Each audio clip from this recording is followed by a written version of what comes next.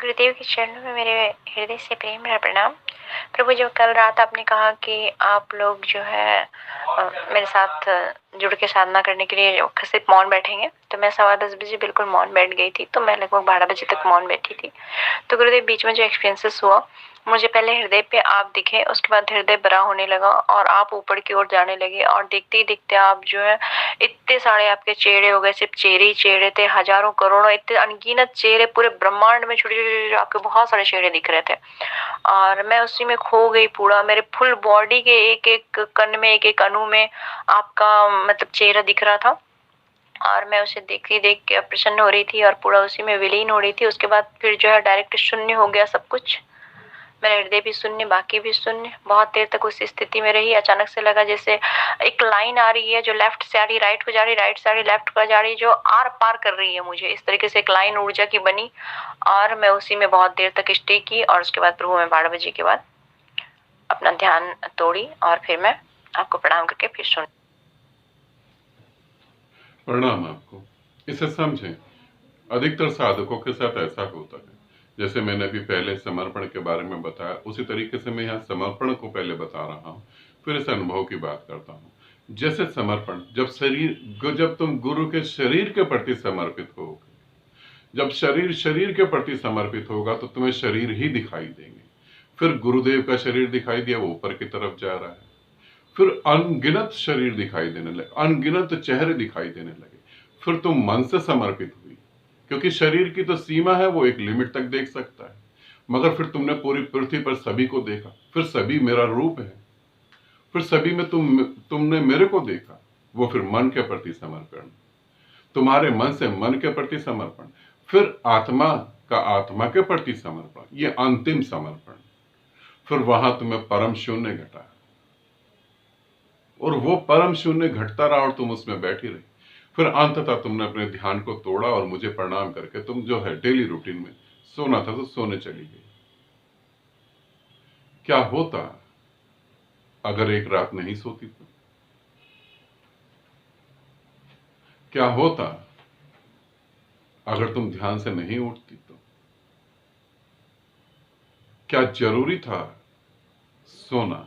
क्या जरूरी था उठना? क्या उसी भाव दशा में पूरी रात निकल जाती तो उसी क्षण तुम ज्ञान को प्राप्त हो जाती। तो जब भी कभी ऐसा घटे तो जरूरी नहीं है तुम्हें संसार के काम करने ही है। तुम नहीं भी होगे तो संसार तो वैसे ही चलेगा।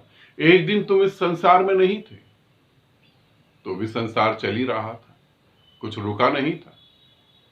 नाहक तुमने समझ लिया कि तुम मिट जाओगे तो संसार में कुछ मिट जाएगा। कुछ भी नहीं मिटेगा, संसार वैसे ही चलेगा। पत्नी सोचती है मैं मर जाऊंगी तो मेरे पति का क्या होगा।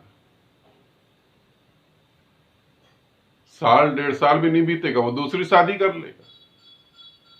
पिता सोचता है मैं मर जाऊंगा तो मेरे बच्चों का क्या होगा। तीज त्योहार पर तुम्हारी फोटो पर धूल जमी होगी, वो धूल भी नहीं साफ करेंगे। सत्य को सुनना बड़ा मुश्किल है, मगर हकीकत यही है। तुम नहीं भी होगे तो कोई फर्क नहीं पड़ेगा। अब क्या करा जाए? तो उस समय जो समाधि घटित हो रही है, उस समाधि में ही ठहरो। वही क्षण उसमें लीन होने वाला है। वही क्षण में तुम परमात्मा के साथ एक होकर परमात्मा हो जाओगी। उसी क्षण में तुम अपने भीतर समा जाओगी। अब थोड़ा सा समय अपने को दो। ऐसे समझो, स्त्री हो तो मेरी बात को अच्छे से समझ पाओगे।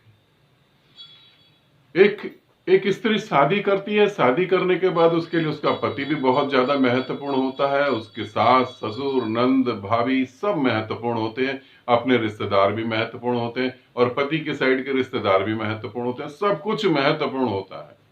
और फिर एक समय आता है, प्रेम संबंध के कारण वो बच्चे को कंसीव कर लेती है। जब बच्चे को कंसीव करती है